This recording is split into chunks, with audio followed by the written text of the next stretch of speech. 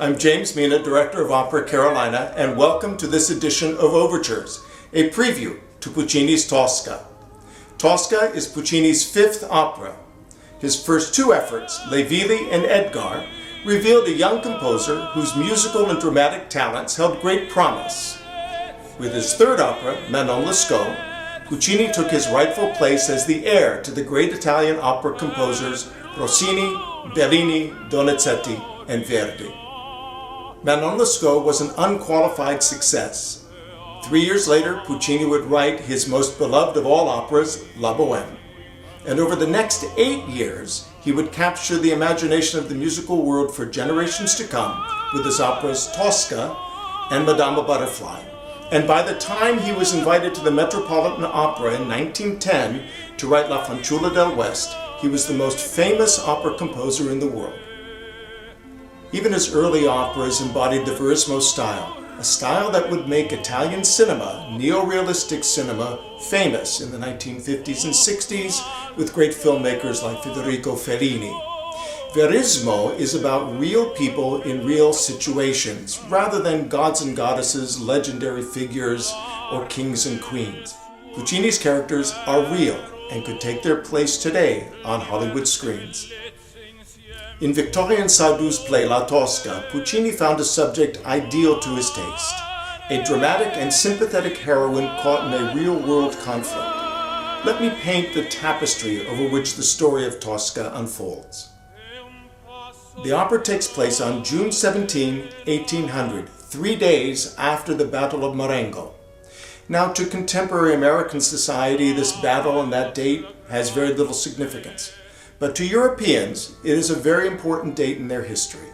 On June 14, 1800, the armies of the newly anointed first consul of the French Republic, Napoleon Bonaparte, met the armies of the Austrian Empire under the command of General Melas in a decisive battle near the small Italian town of Spinetta Marengo. Now we have to keep in mind that for much of the 18th and 19th centuries, northern Italy was occupied by the Austrians, including the cities of Venice and Milan. At Marengo, the Austrian forces take the French by surprise, and early reports have it that the upstart revolutionary Bonaparte has been defeated. In Act 1 of Tosca, the sacristan gathers the church choir together to tell them of the Austrian victory and that they've been hired to sing a new cantata that evening with the great singer Tosca to celebrate the Austrian victory. But later in the day of the battle, Napoleon turned the tide and won a great victory at Marengo. This victory solidified his political position in France, paving the way for his eventual proclamation as emperor. In Act 2 of Tosca, our villain, Baron Scarpia, receives this unwelcome news. The Napoleonic fervor was initially received with great enthusiasm throughout Europe, for he and France stood for the toppling of the nobility and the rights of man, which such great authors as Voltaire had written about decades before.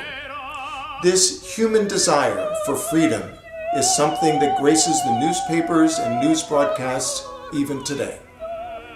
The conflict between the nobility and the revolutionaries of the 18th century and the war between France and Austria formed the backdrop of Puccini's opera Tosca. Our heroine is in love with the painter Mario Cavaradossi. Mario is a known revolutionary, a follower of Voltaire's ideas and a supporter of Bonaparte. He and Tosca are caught in the web of the nobleman Baron Scarpia, who is also the head of the Roman secret police. Scarpia uses his power for his own purposes, which include his desire for Tosca. Tosca not only takes place on an actual date in history, but it is set in 3 places in the Eternal City, Rome. Act 1 takes place in the church of Sant'Andrea delle Valle, which is just a few blocks from the famous Pantheon. Act 2 takes place in Farnese Palace, which today is the French Embassy. And Act 3 takes place on the parapets of Castel Sant'Angelo, which was built by the Emperor Hadrian as a mausoleum, but eventually became a fortress against invaders. Its iconic statue of the Archangel Michael is one of Rome's most famous landmarks. If you ever get to visit Rome, visit these 3 sites and imagine an act of Tosca taking place right there. So here we are in Charlotte, North Carolina, 112 years after the opening night of Tosca at the Teatro Costanzi in Rome. Now the critics on that first night were cool to this new opera by Puccini, which just goes to show that sometimes contemporary tastes need a few years to catch up with the genius of a creative master like Puccini. And I suspect that in another 112 years, somewhere in the world, there'll be a performance of Tosca taking place. Thanks for joining me for this edition of Overtures. I hope you'll join us for all of our performances at Opera Carolina. Don't forget to visit operacarolina.org for more information about our company and our upcoming performances.